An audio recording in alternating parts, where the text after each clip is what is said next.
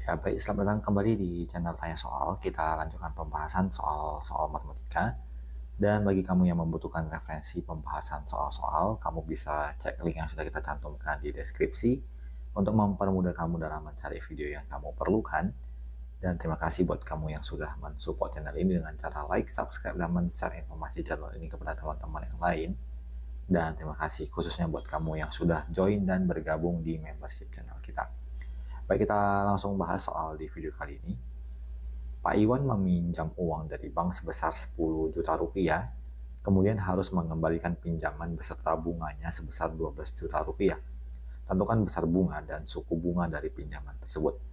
Jadi kita perhatikan bahwa tabungannya di awal, peminjamannya adalah 10 juta dan dikembalikan sebesar 12 juta. Maka kita bisa tuliskan nilai bunga yang harus dibayarkan sama dengan selisih dari pengembalian, yaitu yang sebesar 12 juta, kita kurangkan dengan awal peminjaman, yaitu sebesar 10 juta. Kita peroleh nilai bunganya adalah sebesar 2 juta rupiah. Kemudian persen bunganya, nilai suku bunganya, kita bisa hitung dengan membandingkan nilai dari bunga yang kita peroleh terhadap pinjaman awal. Jadi 2 juta kita bandingkan dengan pinjaman awalnya sebesar 10 juta, lalu kita kalikan dengan 100%. Kita coret nolnya 6, kita coret nolnya 6, jadi 2 per 10 itu adalah 1/5. 1/5 dikali 100, berarti nilainya adalah sama dengan 20%. Kita lanjut ke soal nomor 2. Seorang pengusaha memberikan modal sebesar 30 juta rupiah kepada rekan bisnisnya dengan ketentuan mengembalikan pinjaman beserta bagi hasilnya sebesar 33 juta rupiah. Tentukan besar bagi hasil dan persentase bagi hasil tersebut. Jadi nilai dari besar bagi hasil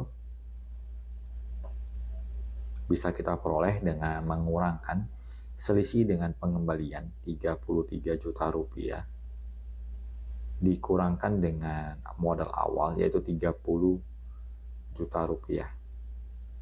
Kita peroleh sebesar 3 juta rupiah. Kemudian persen dari bagi hasil bisa kita cari dengan membandingkan nilai dari bagi hasil yaitu 3 juta. Kita bandingkan dengan nilai awal modalnya 30 juta rupiah dikalikan dengan 100%. 3 juta dibagi 30 juta adalah 1 per 10.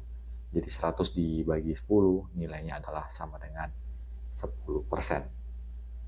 Kita lanjut ke soal nomor 3. Ani menyimpan uang di suatu bank sebesar 40 juta rupiah. Pihak bank tersebut memberikan bunga 0,25% tiap bulan. Jika bank membebankan biaya administrasi sebesar 13.500.000 setiap bulan, tentukan jumlah simpanan Ani setelah 1 bulan. Jadi kita tuliskan bahwa pinjaman awal, tabungan awalnya maksudnya sama dengan 40 juta rupiah. Kemudian nilai bunganya adalah 0,25%. Maka besar bunga kita hitung menjadi 0,25%. Berarti 0,25 per 100 dikalikan dengan 40 juta rupiah. Jadi kalau 0,25 kita bagikan dengan 100, kemudian kita kalikan dengan 40 juta, kita peroleh nilainya adalah sebesar 100.000. Kemudian dibebankan dengan administrasi sebesar 13.500.000 rupiah. 13.500. Dan yang perlu kita cermati adalah bunga itu akan menambah nilai dari tabungan, sementara administrasi ini akan mengurangi nilai tabungan. Sehingga jumlah simpanannya, jumlah tabungannya itu sama dengan jumlah tabungan awal ditambahkan dengan bunga, kemudian dikurangkan dengan beban administrasinya. Jadi kalau kita perhatikan, terjadi penambahan jumlah tabungan dari selisih bunga dikurangkan dengan biaya administrasi. Jadi Rp100.000 dikurangkan dengan 13.500 adalah 86.500. Maka jumlah tabungan akhirnya adalah 40.086.500 rupiah. Kita lanjut ke soal berikutnya. Benny menginvestasikan uang sebesar 100 juta rupiah sebagai upaya menambah penghasilan bulanan. Pihak pengelola investasi memberikan hasil investasi 2% tiap bulan. Jika pengelola investasi memberikan hasil investasi setiap 3 bulan, tentukan jumlah hasil investasi Benny setelah 1 tahun.